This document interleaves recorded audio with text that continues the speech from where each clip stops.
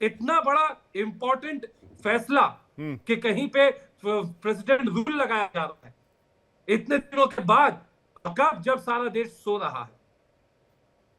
ये हमारे प्रधानमंत्री की मजबूरी है।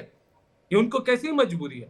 देश का, हमारे भारत जैसे देश का प्रधानमंत्री कभी मजबूर नहीं हो सकता, और अगर वो मजबूर हो गया तो वो इस लायक नहीं है कि प्रधानमंत्री के कुर्सी में बैठे।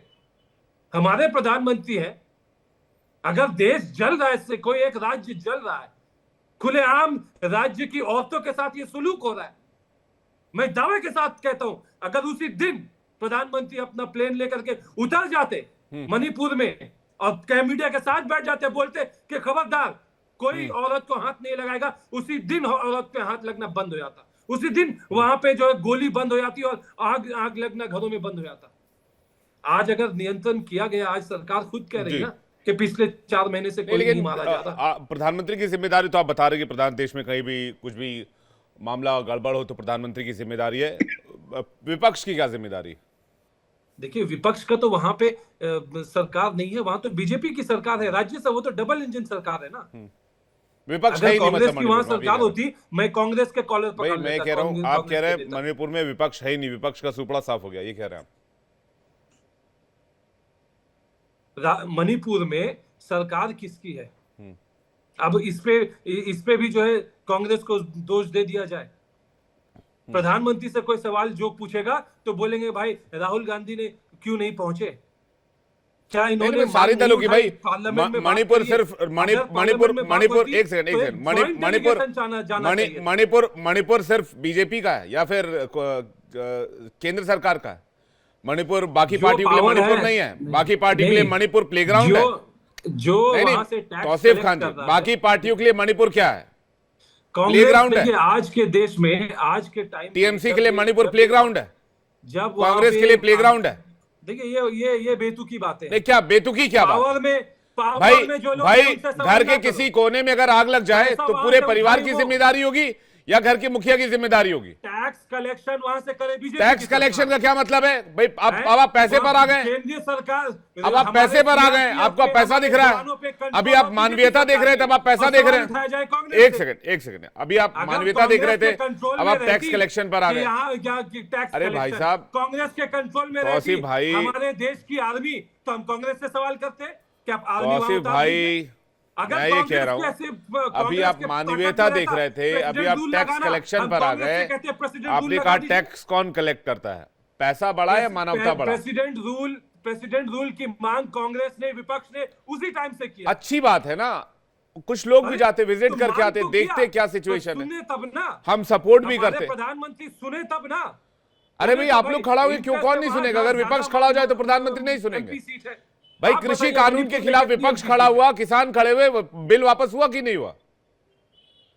आप लोग खड़े तो ही, आप कह रहे भाई सुन नहीं रहे, आप सुनाएंगे तो सुनने वाला जरूर सुनेगा। महेश वर्मा जी हमारे साथ जुड़ गए। महेश वर्मा जी, आधी रात को चर्चा मजबूरी थी या जरूरी थी? मैं एक सेकंड, आशुतोष मिश्रा जी बीजेपी से महेश वर्मा जी जुड़े हुए, उनका एक रिएक्शन ले लूं।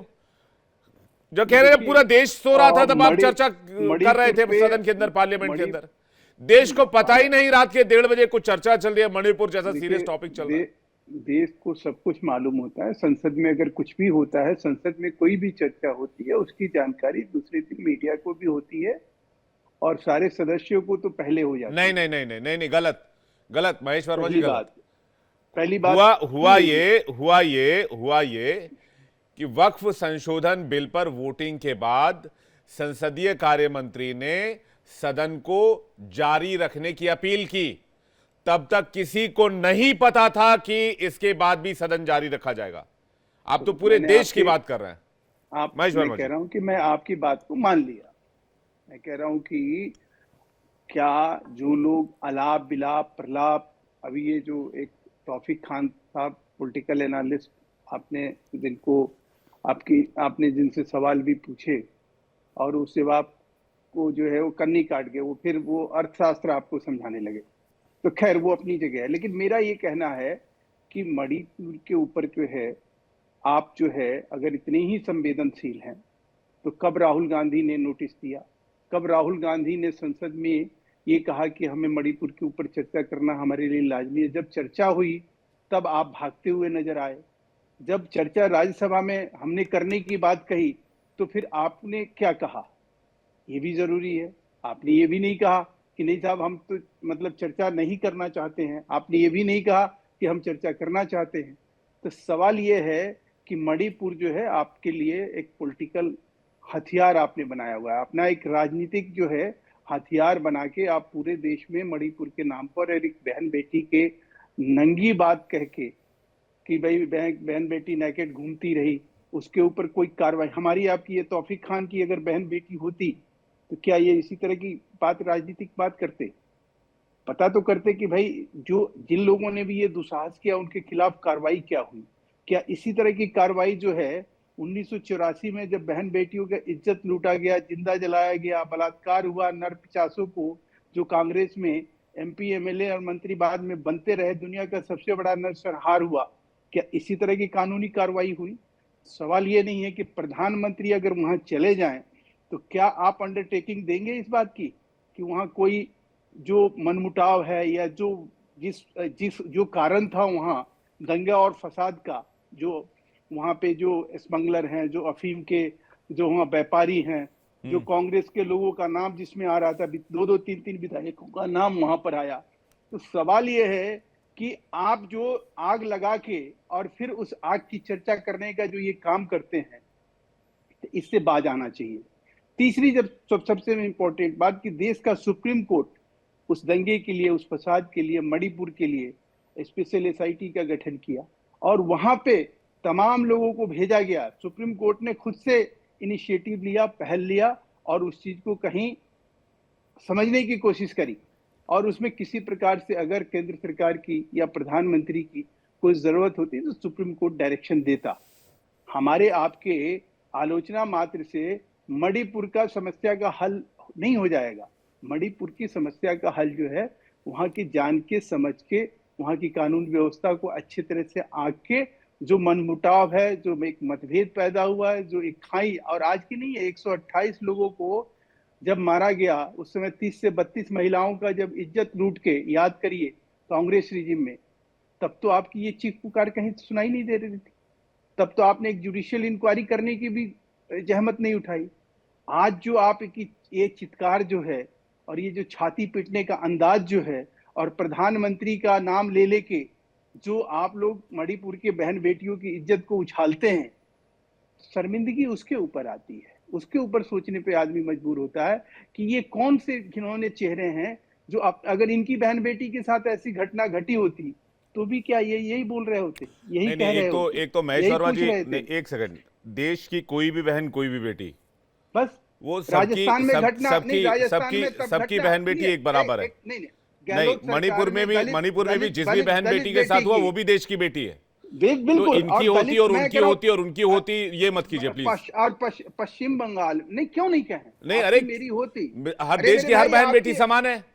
आपकी और मेरी होती तो क्या हम? भाई मैं कह रहा हूँ हर कोई समान है। मैं कह तो रहा हूँ हर कोई समान है। मैं तो वही मैं कह रहा हूँ मणिपुर में जो हुआ वो भी नृशंस कृत्य था, चाहे कोई भी हो, XYZ कोई भी हो। वेस्ट बंगाल में 6ठी क्लास की बच्ची के साथ बलात्कार होता है, उसको मार दिया जाता है। वहां पे आप देखिए वो जो एक कातिल मिलता है जो सैकड़ों स्त्रियों का अस्मत लूटता है, उसका वहां के मुख्यमंत्री बचाव करती है।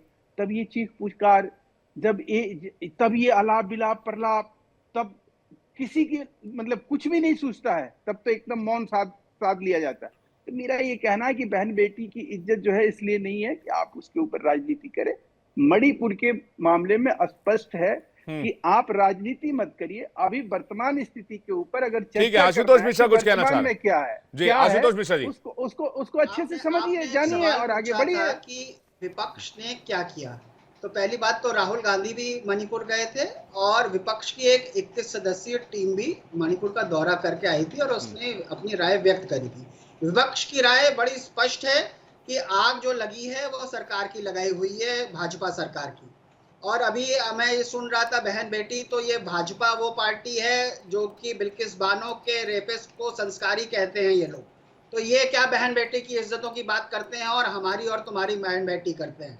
इनको ये इज्जत करना आता ही नहीं है, इनके लिए वो रेपिस्ट संस्कारी हो जाते हैं। लानत है इस तरह से जो है राजनीति करते हैं घटिया बातों उस पे कि इस तृणमूल और कांग्रेस और वो वहां की बात कर रहे हैं बंगाल की, जब मणिपुर की बात हो रही है, ये कहना कि एक जगह गलती हुई तो दूसरी जगह गलती उसको बराबर करना, तो ये ऐसा नहीं होता साहब। वहां पे गलती हुई तो यहाँ भी गलती हुई है, आप मानिए। और क्या हमारे प्रधानमंत्री समस्या नहीं समझ रहे हैं, या ये उनको इसका सलूशन नहीं आता कि ये कहते हैं कि आप प्रधानमंत्री का नाम हर चीज में क्यों लेते हैं? क्यों? ये वही प्रधानमंत्री हैं जो कि एक छोटी से छोटी ट्रेन को हरी झंडी दिखाते हैं, सोशल मीडिया पे चढ़ाते हैं, हर जगह इनका फोटो छपता है, चाहे वो कोविड का वो हो या सौगाते मोदी हो। तो ये जब जिम्मेदारी की बात आई, जहां पे मणिपुर, जहां पे इनका इंटरवेंशन जरूरी है, ये जो है मुखिया हैं, देश के मुखिया हैं, मुखिया एक किनारे खड़ा हो जाए और बाकी लोग कहें कि साहब इनकी हमें जरूरत ही नहीं है, तो फिर ये तो कहने का मतलब है कि प्रधानमंत्री इस पूरी बहस में उनकी समझ के बाहर है और ये अन्य लोग सुलझाएंगे। बड़ा हास्यास्पद लगा मुझे तो ये कि प्रधानमंत्री का नाम बार बार क्यों उछलता है। इसीलिए उछलता है कि ये हर चीज में क्रेडिट लेते हैं, हर चीज में ऐसे दिखाया जाता है कि मोदी है तो मुमकिन है। तो जब यहाँ पे देश में इतनी बड़ी समस्या है और वहां पे नरेंद्र मोदी जो है जा नहीं रहे हैं, देख नहीं रहे हैं, बोल नहीं रहे हैं, डिबेट हो रही है रात में 2 बजे, तो वो तो है ही नहीं देश में, तो ये तो अजीबोगरीब एक बात है। ये बहुत सीरियस मैटर है, इसमें इसको इस तरह से जो है तू मैं नहीं बदलना चाहिए कि कहाँ क्या बंगाल में हुआ और क्या हुआ जो है मणिपुर में हुआ। आपसे मैं पूर्णतः सहमत हूँ कि देश की हर बहू बेटी बराबर है, चाहे वो हमारी हो चाहे किसी और की हो, सबको बराबर इज्जत और सुरक्षा देना ये सरकार का काम है। आप ये कह के कन्नी नहीं काट सकते कि इसमें विपक्ष क्या, विपक्ष ने कह दिया है कि आग जो है सरकार की लगाई हुई है, उन्होंने बार बार दिखाया है, आईना दिखाया है सरकार को, और सरकार उसको अगर नहीं देख के अनदेखी कर रही है, केवल अपने मन की करना चाहती है, तो ये अनुचित है। और यही 2 बजे की सुबह डिबेट में हुआ, जब ओम बिरला ने शशि थरूर की बात नहीं मानी कि साहब ये अगले दिन सुबह भी बहस हो सकती है, जब सब लोग वहां पे हों और एक डिटेल डिबेट हो। 11 बार राष्ट्रपति शासन लग चुका अगर मेरी जानकारी दुरुस्त है, और उसके बाद मैंने उस समय कहा था कि भाई कितनी बार कोशिश विपक्ष की तरफ से हुई। 21 सांसदों का डेलीगेशन गया था, वो भी आम चुनाव के पहले साल 2023 में, अगर मेरी जानकारी दुरुस्त है, इंडिया अलायंस का एक डेलीगेशन 21 सांसदों का गया था। मैंने सवाल किया 2 साल में कितनी बार कोशिशें हुई। खैर इस पर चर्चा करेंगे। आपको राकेश शुक्ला जी कुछ कहना चाह रहे हैं? राकेश शुक्ला जी। मैं विवेक जी, अभी आशुतोष जी ने एक बड़ी बात कही, उन्होंने कहा कि एक बड़ी समस्या है मणिपुर की। तो क्या 1993 में छोटी समस्या थी जब 750 लोग हिंसा में मारे गए थे, 40,000 लोग विस्थापित हुए थे? तब मणिपुर में भी डबल इंजन की सरकार थी, कांग्रेस के मुख्यमंत्री थे इबोबी और केंद्र में कांग्रेस के प्रधानमंत्री थे पीवी नरसिम्हा राव। तो क्या पीवी नरसिम्हा राव यहाँ से जहाज इम्फाल में उतरे थे और वहां जाके पीड़ितों को गले लगाए थे? सवाल इस बात का है कि यदि आप निष्पक्षता से बात करिए कि प्रधानमंत्री का आज जाना जरूरी है, तो प्रधानमंत्री का तिरानवे में भी जाना जरूरी है। ये कहना कि आज प्रधानमंत्री नहीं गए तो चांद में बराबर यात्रा कर लिए और मणिपुर नहीं पा पाए, तो उसमें भी इम्फाल की दूरी बहुत ज्यादा नहीं थी। आज 130 लोगों की मौत हुई है, तब 750 लोगों की मौत हुई थी, 40,000 लोग एक एक करके आशुतोष जी, एक एक करके बेकार की बात है। मैं एक बार राकेश जी की बात पूरी हो जाए प्लीज। सभी मेरे से वरिष्ठ हैं, बहुत सीनियर जर्नलिस्ट हैं, एक एक करके बात करेंगे, पूरी बात आएगी। एक बार राकेश जी की बात पूरी हो जाए sir please. Thank you. Vivek ji, सिर्फ इतना कह रहा हूं कि मणिपुर की हिंसा ना पहले छोटी थी और ना आज बड़ी है। मणिपुर की हिंसा पहले भी बड़ी थी, आज भी बड़ी है। 1993 में 750 लोगों की मौत हुई, 40,000 लोग विस्थापित हुए, तो वहां भी डबल इंजन की सरकार थी। कांग्रेस के मुख्यमंत्री थे इबोबी और केंद्र में कांग्रेस के प्रधानमंत्री थे पीवी नरसिम्हा राव। तो क्या पीवी नरसिम्हा राव जी यहाँ से जहाज में उड़ के इम्फाल नहीं जा सकते थे? क्या गए, जाके पीड़ितों को गले लगाए, सहलाए, नहीं सहलाए? तो क्या उस समय पर इबोबी का इस्तीफा नहीं लिया जाना चाहिए था? मेरा सिर्फ ये मानना है कि राजनीतिक बात करने की बजाय समाधानपूर्ण बात करना चाहिए। यदि तब प्रधानमंत्री का जाना उचित नहीं था, तो आज प्रधानमंत्री के नहीं जाने पर सवाल खड़ा नहीं करना चाहिए। इसलिए हमेशा जब संवेदनशील मामले हो तो उस पे विपक्ष को राजनीति करने की बजाय, सत्ता पक्ष हो या विपक्ष हो, उसको सामंजस्य की नीति अपनाना चाहिए। मेरा सिर्फ इतना ही कहना विवेक जी। जी, तौसीफ जी के पास, आशुतोष जी पहले पूरा कर लीजिए, तौसीफ जी के पास जा रहा हूं। आशुतोष जी, नहीं, देखिए, ये बार बार 1995 और नरसिम्हा राव की बात कर रहे हैं। 2014 में कांग्रेस बाहर इसलिए करी गई क्योंकि जनता उसके कार्यशैली से असंतुष्ट थी और नरसिम्हा राव नरेंद्र मोदी की जगह हर चीज का क्रेडिट नहीं लेते थे, पहली बात। और क्या उन्होंने जो गलती करी वो आज अगर नरेंद्र मोदी दोहरा रहे हैं तो वो उचित है? मेरे ख्याल से तो नहीं है। इस समय ज्यादा जरूरी ये बात है कि जब बार बार, और अब क्या उस समय फिर आप कहिए कि भाजपा एज अ विपक्ष फेल हो गई थी कि वो नरसिम्हा राव को आड़े हाथ नहीं ले पाई। भाजपा की आदत है कि वो अपनी हर गलती को छुपाने के लिए कांग्रेस का बहाना करती है, और यही हम आज भी देख रहे हैं कि साहब कांग्रेस के जमाने में ये हुआ, कांग्रेस को जनता ने दंड दे दिया है और अब आप फिर उसके लिए तैयार हो जाइए कि भाई अभी 240 पे आ गए हैं, फिर ठीक से काम नहीं करेंगे तो और नीचे आ जाएंगे, फिर आप तरह तरह के बहाने बनाना शुरू करेंगे, भाई आप वापस पहुंच जाएंगे, मंगलसूत्र खतरे में है वगैरह वगैरह पे। आप मानिए कि आपने गलती करी है। इस समय प्रधानमंत्री की जरूरत केवल इसलिए है कि उनकी प्रेजेंस वो जो दिखाते हैं कि हर जगह जब मैं पहुंचता हूं उसका सोल्यूशन हो जाता है जी। लेकिन किसी भी प्रॉब्लम के रूट कॉज की बात तो होगी ना आशुतोष सर, मैं कह रहा हूं किसी भी प्रॉब्लम के रूट कॉज की बात तो होगी ना, उसको कब तक नेग्लेक्ट किया जा सकेगा? तो उसमें भी बात होगी। मैं आपको बताता हूं 1967 में 12 जनवरी को पहली बार प्रेसिडेंट रूल लगाया गया, 12 जनवरी से 19 मार्च को मणिपुर में। फिर इसके बाद 2 सीएम बने यहां पर 1967 में, एक 20 मार्च को, फिर 13 अक्टूबर को। फिर नहीं कंट्रोल हुआ, फिर 67 में ही 25 अक्टूबर से लेकर 1968 18 फरवरी तक प्रेसिडेंट रूल लगा दिया गया। फिर आगे बढ़िए, फिर 2 साल बाद 1969 चले आइए, 17 अक्टूबर प्रेसिडेंट रूल लगा दिया गया। इस बार 2 साल 157 दिन के लिए लगा। फिर नीचे आ जाइए, फिर प्रेसिडेंट रूल लगा 1973 में, 1974 तक 3 मार्च तक 340 दिन के लिए। मैं कह रहा हूं कोई अगर किसी के जड़ में प्रॉब्लम है तो फिर प्रॉब्लम शुरू कहां से हो रही है, वो जड़ बना कहां से, और आज की तारीख में उसका सोल्यूशन क्या है, ये तो हम सबको मिलके बैठ के डिसाइड करना होगा ना। आशुतोष जी कुछ कहना चाह रहे हैं? तौसीफ भाई आपके पास आ रहा हूं। आशुतोष जी, देखिए, उत्तर पूर्व राज्यों में जो दिक्कत है वो शुरू से सबको मालूम है। एग्जैक्टली, किसी से छिपी नहीं है किसी से। एग्जैक्टली तो ये उसका रूट कॉज क्या है ये सबको मालूम है। उसको बढ़ाने की वजह जो है, जैसे अभी शुक्ला जी ने भी कहा था कि मैताई के प्रेशर में बीरेन्द्र सिंह का इस्तीफा रोक लिया गया, वो तो शिकायत ही यही थी कि साहब भाजपा मैताई से मिली हुई है और कुकी को जो है उस दिक्कत थी। ये जड़ भी सब, रीजन भी क्या है ये उत्तर पूर्व में सबको मालूम है। बस ये है कि सोल्यूशन आपको जो है निकालना है, तो आप ये बहाना नहीं बना सकते कि इतिहास दोहराने से समस्या का समाधान नहीं होता। नहीं, इतिहास दोहराने की बात नहीं है। सवाल इस बात को लेकर है कि क्या शुरुआत से ही इसे सोल्यूशन के रास्ते पे रखा गया या फिर इसको एज अ प्रॉब्लमेटिक एरिया ही ट्रीट किया गया। सवाल इस बात को लेकर है। पहले नगा और कुकी में क्लैशेस होते थे, फिर वो मैटर शांत हुआ, अब कुकी और मैताई में क्लैशेस हो रहे हैं। क्यों नहीं सीरियस लिया गया मणिपुर को आज तक? 2014 से लेकर के अभी तक तो बीजेपी की सरकार है।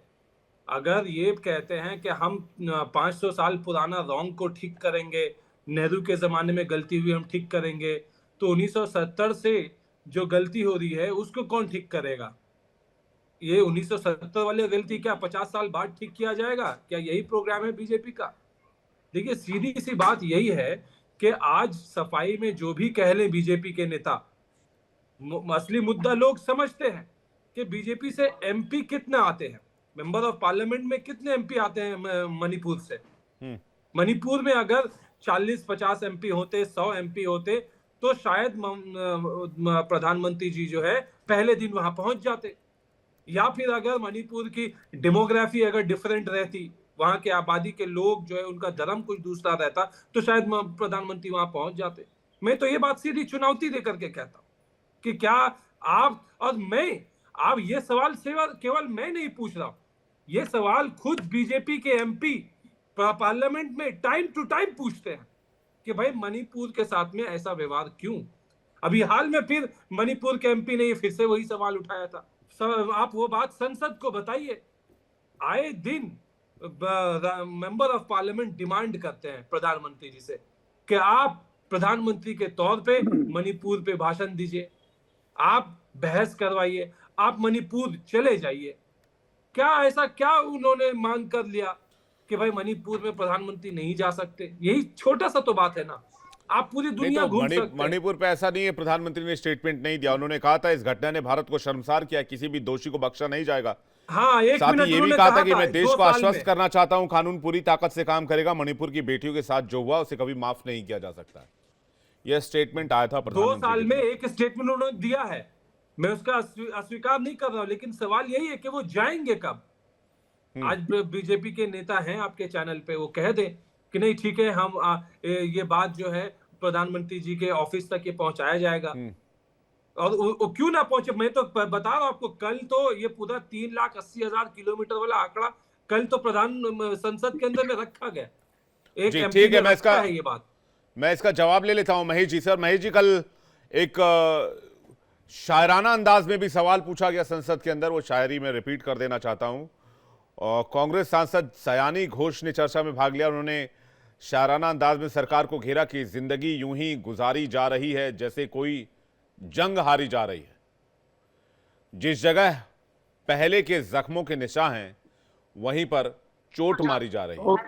ओके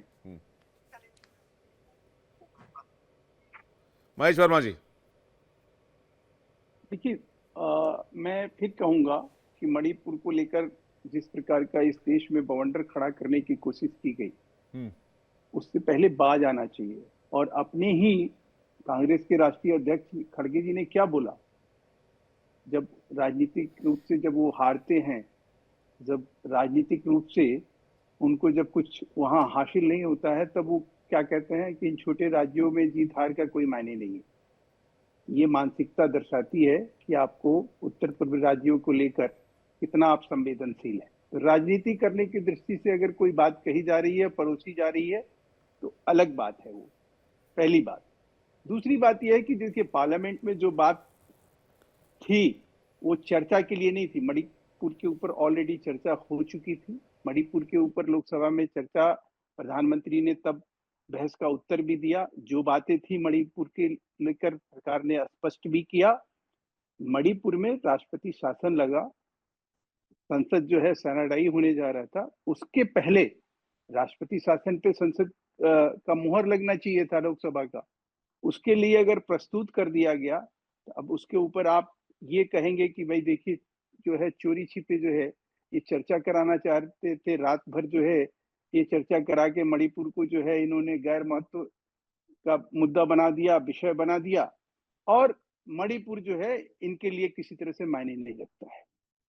मणिपुर हमारे लिए बहुत मायने रखता है। और मणिपुर के जो दंगे फसाद हैं वो इस वजह से नहीं हुए, भारतीय जनता पार्टी की वजह से नहीं हुए, हमारी फेल्योर की वजह से नहीं हुए। ये वहां पर हाई कोर्ट ने जो आदेश दिया था कि जो मैती समुदाय के लोग हैं उनको आरक्षण देना है, सुप्रीम कोर्ट का इंटरवेन करने का वजह यही था।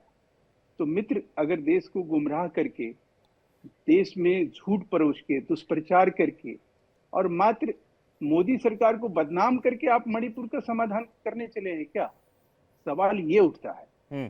सवाल ये नहीं उठता है कि आप जो चीज कहना चाह रहे हैं आज की डेट में, वहां हाई कोर्ट ने जब, और हाई कोर्ट का ऑर्डर किन के टाइम में आया और कौन लोग थे जो कोर्ट को कहीं इस बात के लिए कन्विंस नहीं कर पाए, उसका अपील क्यों नहीं किया गया सुप्रीम कोर्ट के अंदर?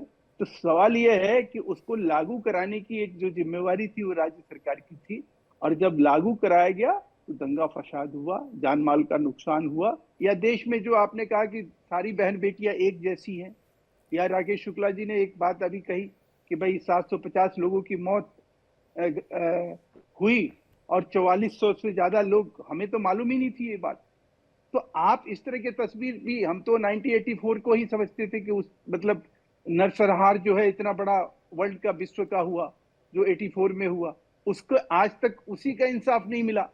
तो सवाल यह है कि इन सब चीजों को हम कहीं मणिपुर के ढकने के लिए बात नहीं कह रहे, हम ये कह रहे हैं कि आप जिस सोच और समझ के साथ और जिस मानसिकता के साथ आप इस मुद्दे को उठा रहे हैं, वो एक मानवता को भी कहीं मतलब शर्मसार करने वाली बात है।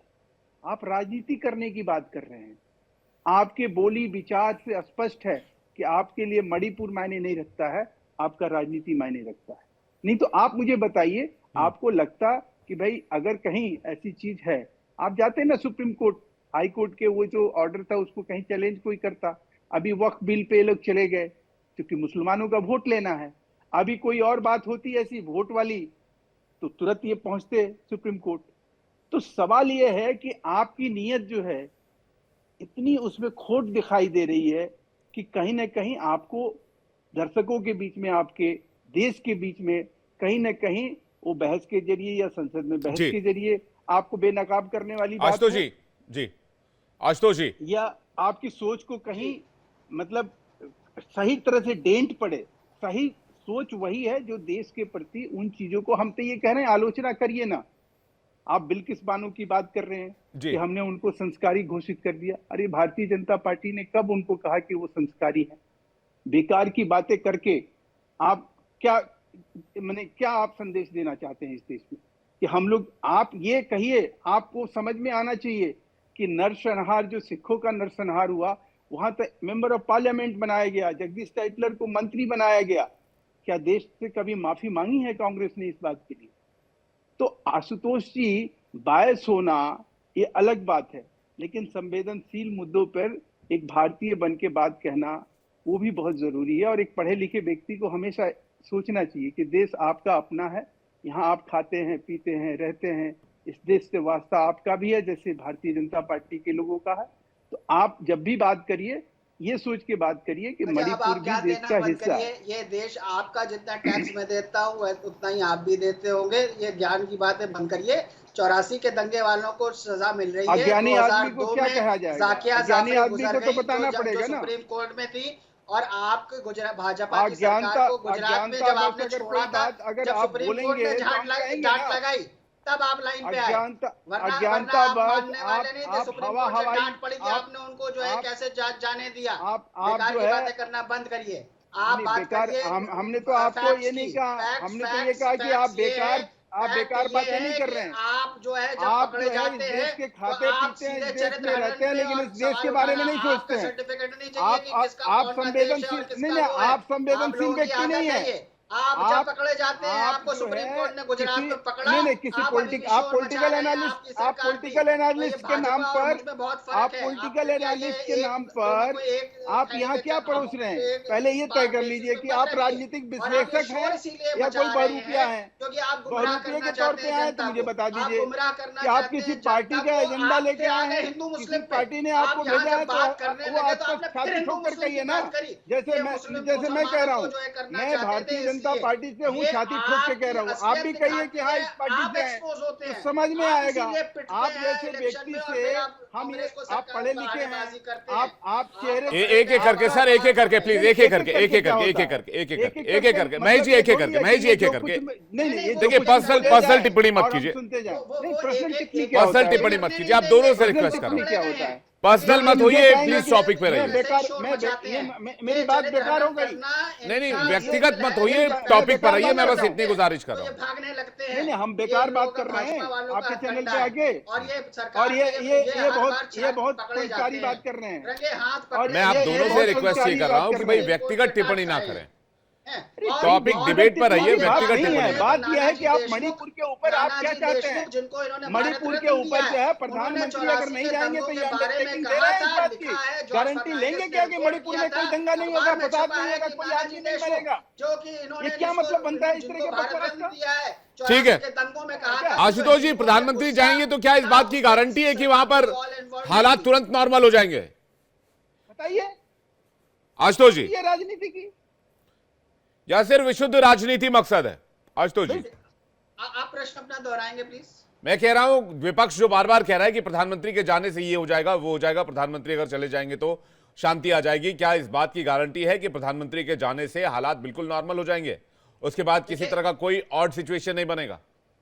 देखिए, गारंटी तो केवल मोदी की गारंटी होती है, बाकी लीजिए, सब तो जो सुन लीजिए है आप। प्रयास करते हैं और आपने प्रयास पूछा और कुछ और जब जवाब क्या है जाएंगे उनके पास? नरेंद्र मोदी वहां जाएंगे तो दिखाई और ज्ञानी बन दिखेगा के कि ये इसका सबको ज्ञान पिला सलूशन रहे हैं। निकालने में सीरियस है और इसलिए कहा जाता है। और ये क्योंकि जाते नहीं है, जैसे कि तौसीफ भी बता रहे थे कि कहाँ कहाँ घूमाए, दुनिया भर घूमाए, लेकिन समय नहीं निकला मणिपुर जाने का, क्योंकि वहां पे इनको फोटो खिंचवा के डलवाने का टाइम नहीं मिलेगा।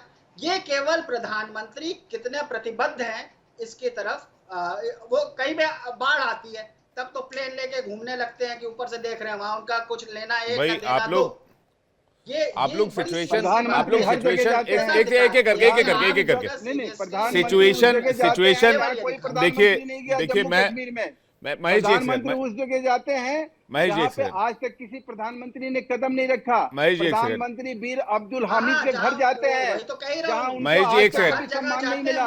महेश जी आशुतोष जी एक सेकंड देखिए, सिचुएशन इससे ज्यादा क्रिटिकल है। महेश जी एक सेकंड, सोच नहीं सकते हैं, सिचुएशन इससे ज्यादा क्रिटिकल है। करिए। मणिपुर में मैं आपको बताऊं, केंद्रीय सशस्त्र बलों की 288 कंपनियां लगी हुई हैं। इंडियन आर्मी और असम राइफल्स की 150 बटालियन मणिपुर में सुरक्षा का जिम्मा संभाल रही है। आप सोचिए कि सिचुएशन कितना क्रिटिकल है। तो इस पर बेटर ये होगा कि हम इस पर आरोप प्रत्यारोप के दौर से बाहर निकलें और इंडियन आर्मी पर भरोसा रखें, केंद्रीय सशस्त्र बलों पर भरोसा रखें और गवर्निंग बॉडीज पर भरोसा रखें कि मणिपुर के हालात सुधारने चाहिए, जिसके लिए कोशिश की जा रही है। आप सभी मेहमानों का बहुत बहुत शुक्रिया हमारे साथ जुड़ने के लिए और अपना कीमती वक्त हमें देने के लिए बहुत बहुत धन्यवाद।